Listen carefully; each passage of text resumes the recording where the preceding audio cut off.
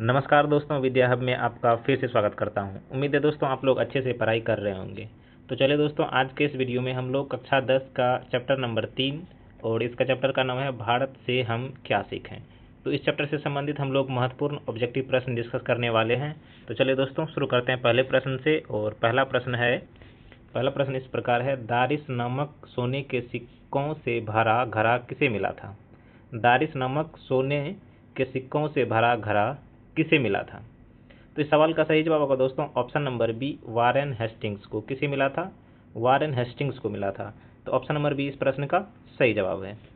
अगला प्रश्न है दोस्तों, अगला प्रश्न है, वारेन हेस्टिंग्स कौन था। वारेन हेस्टिंग्स कौन था? ऑप्शन ए में भारत का गवर्नर जनरल, यूनान का दार्शनिक, जर्मन विद्वान और डी में है एक प्रसिद्ध नाविक। तो इस प्रश्न का सही जवाब होगा दोस्तों ऑप्शन नंबर ए, भारत का गवर्नर जनरल था। वारेन हेस्टिंग्स कौन था उस समय? भारत का governor general. Option number A इस प्रश्न का सही जवाब है। अगला प्रश्न है प्रश्न नंबर 3, वारेन हेस्टिंग्स को बनारस के पास खुदाई में कितने दारिस सिक्के मिले थे। वारेन हेस्टिंग्स को बनारस के पास खुदाई में कितने दारिस सिक्के मिले थे? 150, 162, 172, 182। तो इस प्रश्न का सही जवाब होगा दोस्तों ऑप्शन नंबर सी, 172 सिक्के। कितने सिक्के मिले थे उसे? 172 सिक्के मिले थे। तो टोटल कितने? 172। तो ऑप्शन नंबर सी यहाँ पे इस प्रश्न का सही जवाब है। जो भी दोस्त अपने चैनल पे पहली बार वीडियो देख रहे हैं, तो आपको कंटेंट अच्छा लगता हो, आपके एग्जाम के लिए बहुत ही हेल्पफुल साबित हो रहा है, तो लाइक कीजिए और अपने दोस्तों में शेयर कीजिए और सब्सक्राइब करना बिल्कुल ना भूलें, ताकि आपको अगली क्लासेस मिलते रहे टाइम टू टाइम। ठीक है, तो चलिए बढ़ते हैं अगले प्रश्न की ओर। और अपना अगला प्रश्न है, वारेन हेस्टिंग्स को सोने के सिक्के कहाँ मिले थे। वारेन हेस्टिंग्स को सोने के सिक्के कहाँ मिले थे? तो इसका सही जवाब होगा ऑप्शन नंबर बी, बनारस के पास। कहाँ मिला था? बनारस के पास मिला था। Option number B. अगला सवाल है, किसके अध्ययन क्षेत्र में भारत के कारण नवजीवन का संचार हो चुका था। किसके अध्ययन क्षेत्र में भारत के कारण नवजीवन का संचार हो चुका था? तो इस प्रश्न का सही जवाब होगा दोस्तों ऑप्शन नंबर बी, नीति गाथा। नीति गाथा के अध्ययन क्षेत्र में भारत के कारण नवजीवन का संचार शुरू हो चुका था। तो ऑप्शन नंबर बी यहाँ पे इस प्रश्न का क्या है? सही जवाब है, नीति गाथा। अगला प्रश्न है और इस प्रकार है, मैक्स मूलर के अनुसार सच्चे भारत के दर्शन कहाँ हो सकते हैं। मैक्स मूलर के अनुसार सच्चे भारत के दर्शन कहाँ हो सकते हैं? तो इसका सही जवाब होगा option number C, option number C, ग्रामीण भारत गांवों में। कहाँ हो सकता है सच्चे भारत के दर्शन? ग्रामीण भारत में, या बोल सकते हैं ग्रामीण भारत के गांवों में। तो ऑप्शन नंबर सी यहाँ पे इस प्रश्न का सही जवाब है। अगला प्रश्न है, भारत से हम क्या सीखें पाठ की विधा क्या है। भारत से हम क्या सीखें, ये पाठ की कौन सी विधा है? तो इसका सही जवाब होगा ऑप्शन नंबर सी, भाषण। ये क्या है? एक प्रकार का कौन सी विधा है पाठ की? ये भाषण है। Option number C. अगला सवाल है, भारत से हम क्या सीखें पाठ के लेखक कौन है। भारत से हम क्या सीखें पाठ के लेखक कौन है? तो इसका सही जवाब होगा option number B, Max Muller. कौन है इसके लेखक? Option number B, Max Muller है। अगला सवाल है और क्वेश्चन नंबर 9, मैक्स मूलर ने अपना प्रसिद्ध भाषण किसके सामने दिया था। अपना प्रसिद्ध भाषण किसके सामने दिया था? तो इसका सही जवाब होगा दोस्तों ऑप्शन नंबर बी, युवा अंग्रेज अधिकारियों के सामने। किसके सामने दिया था? युवा अंग्रेज अधिकारियों के सामने। ऑप्शन नंबर बी इसका सही जवाब है। अगला प्रश्न है, मैक्स मूलर को वेदांतियों का वेदांती भी कहा किसने कहा। मैक्स मूलर को वेदांतियों का वेदांती भी किसने कहा? तो इसका सही जवाब होगा option number B, Swami Vivekananda ने। किसने कहा है? स्वामी विवेकानंद ने कहा है। तो ऑप्शन नंबर बी इसका सही जवाब है। अगला प्रश्न है, प्लेटो और कांट क्या थे। प्लेटो और कांट क्या थे? ऑप्शन ए, वीर योद्धा, महान दार्शनिक, प्रसिद्ध नाविक और सी में डी में है राजनीतिज्ञ। तो इसका सही जवाब होगा ऑप्शन नंबर बी, महान दार्शनिक। प्लेटो और कांट क्या है? एक दार्शनिक है, फिलोसफर हैं। तो इसका ऑप्शन क्वेश्चन नंबर 11 का ऑप्शन नंबर बी क्या है? राइट आंसर है, सही जवाब है। अगला प्रश्न, प्लेटो और कांट का संबंध किस देश से है। प्लेटो और कांट का संबंध किस देश से है? ऑप्शन ए में जर्मनी, यूनान, भारत और ब्रिटेन। तो इसका सही जवाब होगा ऑप्शन नंबर बी, यूनान से। प्लेटो और कांट का संबंध किस देश से है? यूनान से है। तो ऑप्शन नंबर बी सही जवाब है। अगला प्रश्न है, किस गवर्नर जनरल के समय 172 दारिस नामक सोने से भरा घड़ा मिला था। सोने से भरा घड़ा मिला था। कितने दारिस के सिक्के थे? 172 थे। तो वो किसको मिला था? तो यहाँ पे मिला था क्वेश्चन नंबर 13 का जो राइट आंसर होगा वो है option number B, Warren Hastings को मिला था। किसे मिला था? वारेन हेस्टिंग्स को। ऑप्शन नंबर बी सही जवाब है। और अगला प्रश्न है, हितोपदेश का जर्मन भाषा में अनुवाद किसने प्रकाशित करवाया? हितोपदेश का जर्मन भाषा में अनुवाद किसने प्रकाशित करवाया? ए में मैक्स मूलर, बी कालिदास ने, सी भवानी शंकर त्रिवेदी ने, डी वारेन हेस्टिंग्स ने। तो इसका सही जवाब होगा ऑप्शन नंबर ए, मैक्स मूलर ने। हितोपदेश का जो जर्मन भाषा में अनुवाद किसने किया है, किसने करवाया? मैक्स मूलर ने। ऑप्शन नंबर ए इसका सही जवाब है। अगला क्वेश्चन है, नेक्स्ट क्वेश्चन, मैक्स मूलर ने कालिदास के किस पुस्तक का जर्मन में अनुवाद किया? मैक्स मूलर ने कालिदास की किस पुस्तक का जर्मन में अनुवाद किया? रघुवंशम, कुमार संभवम, मेघदूत, अभिज्ञान शकुंतलम। तो इसका सही जवाब होगा दोस्तों ऑप्शन नंबर सी, मेघदूत का। मैक्स मूलर ने कालिदास की कौन से पुस्तक का जर्मन में अनुवाद किया है? तो वो मेघदूत का किया है। ऑप्शन नंबर सी इसका सही जवाब है। अगला प्रश्न है, अगला प्रश्न में पूछा गया है कि मैक्स मूलर का जन्म कब हुआ था? मैक्स मूलर का जन्म कब हुआ था? तो इस प्रश्न का जो राइट आंसर होगा दोस्तों वो होगा ऑप्शन नंबर ए, 6 दिसंबर 1823 को। कब हुआ था? 6 दिसंबर 1823 को। ध्यान में रखना है 6 दिसंबर 1823 को। तो यहाँ पे ऑप्शन नंबर ए इसका क्या है? सही जवाब है। अगला सवाल है, मैक्स मूलर का जन्म किस देश में हुआ था? मैक्स मूलर का जन्म किस देश में हुआ था? भारत, जर्मनी, यूनान, ब्रिटेन। तो सही जवाब होगा यहाँ पे ऑप्शन नंबर बी, जर्मनी में। कहाँ पे हुआ था? जर्मनी में हुआ था। Option number B. अगला सवाल है, सर विलियम जोन्स समुद्री यात्रा करके भारत कब पहुंचे? सर विलियम जोन्स समुद्री यात्रा करके भारत कब पहुंचे थे? 1750, 1783, 1823 और 1900। तो सही जवाब होगा इसका ऑप्शन नंबर बी, 1783 में। सर विलियम जोन्स समुद्री यात्रा करके भारत कब पहुंचे थे? तो वो 1783 में। तो ऑप्शन नंबर बी यहाँ पे इस प्रश्न का सही जवाब है। अगला प्रश्न है, सर विलियम जोन्स भारत में कहाँ पहुंचे थे? सर विलियम जोन्स भारत में कहाँ पहुंचे थे? मुंबई, चेन्नई, कोलकाता और गोवा। तो इसका सही जवाब होगा ऑप्शन नंबर सी, कहाँ पहुंचे थे? तो वो कोलकाता पहुंचे थे। ऑप्शन नंबर सी सही जवाब है। अगला प्रश्न है, यूनान और रोम के संपूर्ण साहित्य से भी अधिक विशाल क्या है? यूनान और रोम के संपूर्ण साहित्य से भी अधिक विशाल क्या है? अंग्रेजी भाषा और साहित्य, संस्कृत भाषा और साहित्य, जर्मन भाषा और साहित्य, अरबी साहित्य। तो यहाँ पे इस प्रश्न का सही जवाब होगा ऑप्शन नंबर बी, संस्कृत भाषा और साहित्य। संस्कृत भाषा और इसका साहित्य जो है अपने आप में यूनान और रोम का पूरे साहित्य को मिला देंगे तो उससे ज़्यादा विशाल है, उससे ज़्यादा बड़ा है। तो क्वेश्चन नंबर 20 का यहाँ पे ऑप्शन नंबर बी सही जवाब है। ठीक है, तो बढ़ते हैं अगले प्रश्न की ओर। और अगला प्रश्न है, विश्व की सबसे पुरानी भाषा कौन सी मानी जाती है? विश्व की सबसे पुरानी भाषा कौन सी मानी जाती है? Hindi, Latin, Sanskrit, Greek. तो सही जवाब होगा इसका option number C, Sanskrit. Option number C Sanskrit. अगला प्रश्न में पूछा गया कि मैक्स मूलर ने कितने वर्ष की अवस्था में संस्कृत का अध्ययन आरंभ किया? कितने वर्षों में संस्कृत का अध्ययन आरंभ किया था?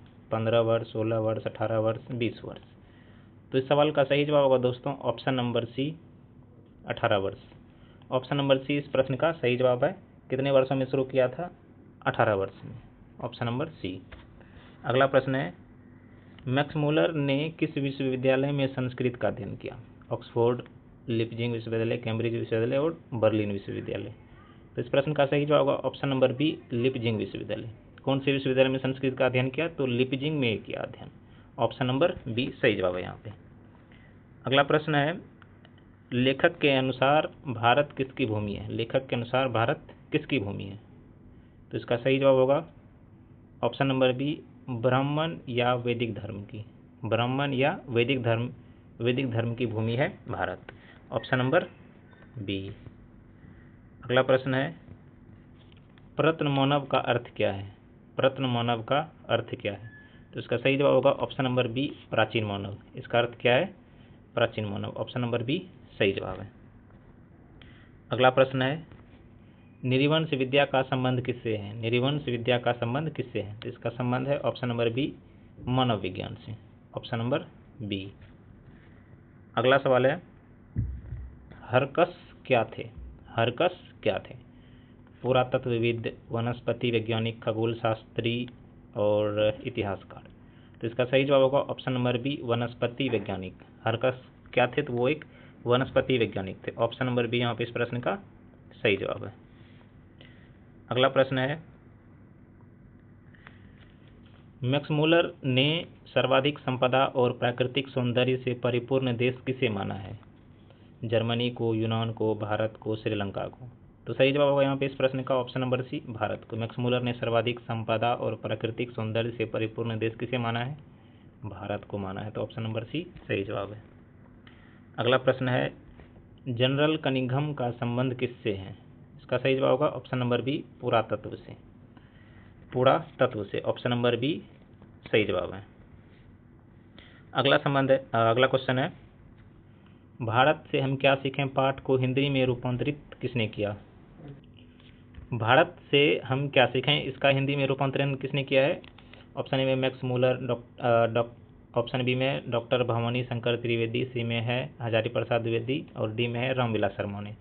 तो इस सवाल का सही जवाब होगा दोस्तों option number B, doctor Bhavani Shankar Trivedi ने। ऑप्शन नंबर बी इस प्रश्न का सही जवाब है। बढ़ते हैं अगले प्रश्न की ओर। और अगला प्रश्न में पूछा गया है, मैक्समूलर का जन्म आधुनिक जर्मनी के किस नगर में हुआ था? सही जवाब होगा इसका ऑप्शन नंबर बी, डेसाऊ में। कौन से नगर में हुआ था या शहर में? डेसाऊ में हुआ था। तो डेसाऊ कहाँ पे है? जर्मनी में। डेसाऊ जर्मनी में, ध्यान में रखना है। ऑप्शन नंबर बी सही जवाब। अगला प्रश्न है, मैक्समूलर की मृत्यु कब हुई थी?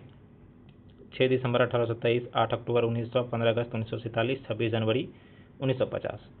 इस सवाल का जो सही जवाब होगा दोस्तों वो होगा ऑप्शन नंबर बी, 8 अक्टूबर 1900 को। कब हुआ था इसका, मैक्समूलर की मृत्यु कब हुई थी? 8 अक्टूबर 1900 को हुआ था। तो ऑप्शन नंबर बी इस प्रश्न का सही जवाब है।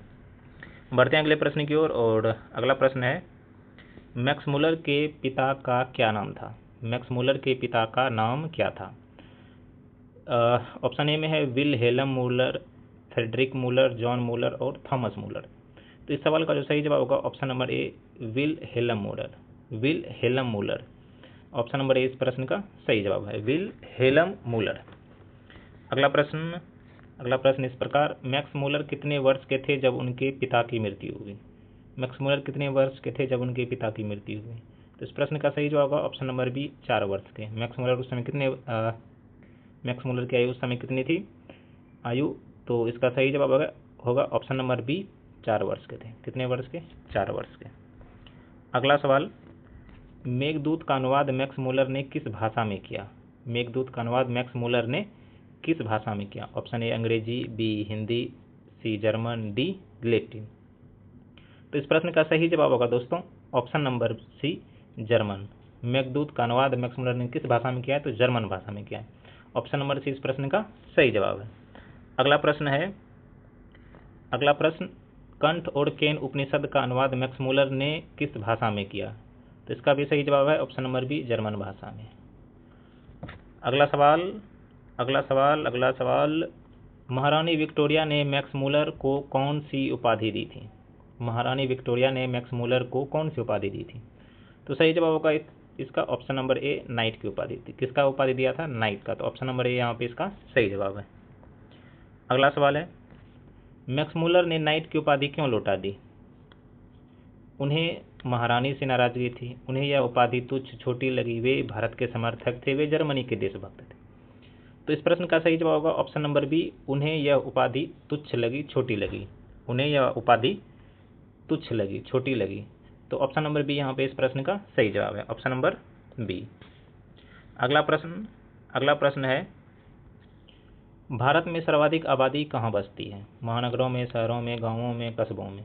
इसका सही जवाब होगा ऑप्शन नंबर सी, गांव में। भारत में सर्वाधिक आबादी कहाँ बसती है? गांव में। तो ऑप्शन नंबर सी इसका सही जवाब। अगला सवाल है, दारिस क्या है? दारिस क्या है? एक धार्मिक ग्रंथ है, एक प्राचीन दार्शनिक है, सोने का प्राचीनकालीन सिक्का, एक प्रकार का पत्थर। तो इस सवाल का क्वेश्चन नंबर 40 का जो राइट आंसर होगा वो होगा सोने का प्राचीनकालीन सिक्का। दारिस क्या है? सोने का प्राचीनकालीन सिक्का। ऑप्शन नंबर सी सही जवाब है। अगला सवाल है, संस्कृत और यूरोपीय भाषाओं का तुलनात्मक व्याख्या किसने किया? तो इसका सही जवाब होगा ऑप्शन नंबर बी, मैक्समूलर ने। संस्कृत और यूरोपीय भाषाओं का तुलनात्मक व्याख्या किसने किया है? तो वो मैक्समूलर ने किया है। तो ऑप्शन नंबर बी यहाँ पे इस प्रश्न का सही जवाब है। अगला प्रश्न है, नालंदा विश्वविद्यालय किस राज्य में स्थित है? नालंदा विश्वविद्यालय किस राज्य में स्थित है? तो इसका सही जवाब होगा ऑप्शन नंबर बी, बिहार में। नालंदा विश्वविद्यालय किस राज्य में स्थित है? बिहार में है। ऑप्शन नंबर बी इसका सही जवाब है। अगला प्रश्न है, धर्म की दृष्टि से भारत किसका जन्म स्थान है? धर्म की दृष्टि से भारत किसका जन्म स्थान है? वैदिक धर्म, बौद्ध धर्म, जैन धर्म, उपयुक्त में से सभी। तो इसका सही जवाब होगा ऑप्शन नंबर डी, उपयुक्त में से सभी। धर्म की दृष्टि से भारत किसका जन्म स्थान है? तो वो सभी धर्मों का जन्म स्थान है। तो यहाँ पे सभी धर्मों का मीन्स कि ये जो ऑप्शन में दिए गए हैं, ठीक है, वैदिक धर्म है, बौद्ध धर्म और जैन धर्म। तो ऑप्शन डी यहाँ पे इस प्रश्न का सही जवाब है। अगला सवाल है, भारत किन धर्मों की शरण स्थली रहा है? भारत किन धर्मों की शरण स्थली रहा है? केवल हिंदू धर्म, इस्लाम और ईसाई, पारसी, सिख। तो यहाँ पे इस प्रश्न का जो राइट आंसर होगा वो होगा ऑप्शन नंबर बी, इस्लाम और ईसाई धर्म। इस्लाम और ईसाई धर्म की शरण स्थली रहा है। तो ऑप्शन नंबर बी यहाँ पे इस प्रश्न का सही जवाब है।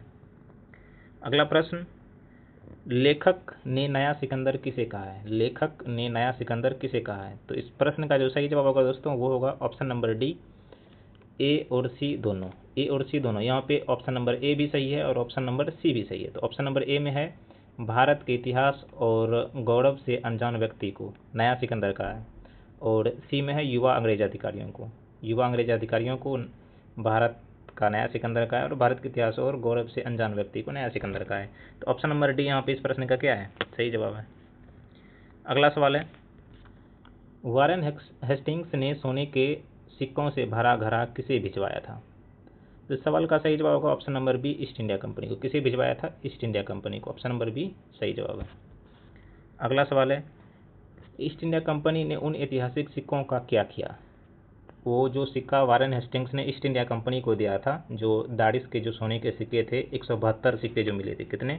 172 सिक्के ईस्ट इंडिया कंपनी को दिया वारेन हेस्टिंग्स ने जब खुदाई में मिला। तो ईस्ट इंडिया कंपनी ने उन ऐतिहासिक सिक्कों का क्या किया था, वही पूछा गया है। तो इसका जो सही जवाब होगा वो होगा ऑप्शन नंबर बी, उन ऐतिहासिक महत्व उनका ऐतिहासिक महत्व जाने बिना उन्हें गला दिया।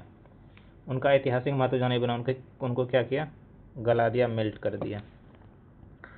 बढ़ते हैं अगले प्रश्न की ओर। यहाँ पे ऑप्शन नंबर बी इसका सही जवाब है। ऑप्शन नंबर बी, उनका ऐतिहासिक महत्व जाने बिना उन्हें गला दिया।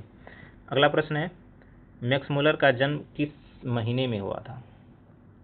सही जवाब होगा इसका ऑप्शन नंबर सी, दिसंबर में। Option number C. अगला प्रश्न और लास्ट प्रश्न इस वीडियो का, मेघदूत मूल रूप से किसकी प्रसिद्ध रचना है? यहाँ पे पूछा गया मेघदूत के लेखक कौन है, या किसने लिखा है, या किसकी प्रसिद्ध रचना है। तो इस क्वेश्चन का सही जवाब होगा दोस्तों ऑप्शन नंबर बी, कालिदास की। किसकी प्रसिद्ध रचना है? तो वो कालिदास की है। ऑप्शन नंबर बी यहाँ पे इस प्रश्न का सही जवाब है। ऑप्शन नंबर बी सही जवाब है। तो दोस्तों यहाँ पे हम लोगों ने हिंदी का चैप्टर नंबर 3 भारत से हम क्या सीखें, इसके महत्वपूर्ण ऑब्जेक्टिव प्रश्नों का डिस्कस किए हैं जो आपके एग्जाम में आ सकते हैं। जो आपको वीवीआई सवाल लगता है आप अपने कॉपी में लिख लें, नोट में लिख लें, उसको बार बार पढ़ें, तभी आपको याद होगा। या तो ये वीडियो को आप दोबारा 2x स्पीड में देख सकते हैं। स्पीड को आप 2x या 1.5x पे करेंगे तो आपको जल्दी से इसका कवर हो जाएगा। जो लॉन्ग वीडियो है वो जल्दी हो जाएगा कवर, फटाफट से आप देख लेंगे, रिवाइज कर लेंगे। तो यहाँ तक देखने के लिए आपका बहुत बहुत शुक्रिया। Thanks for watching this video. मिलते हैं अगले वीडियो में, तब तक के लिए जय हिंद, जय भारत।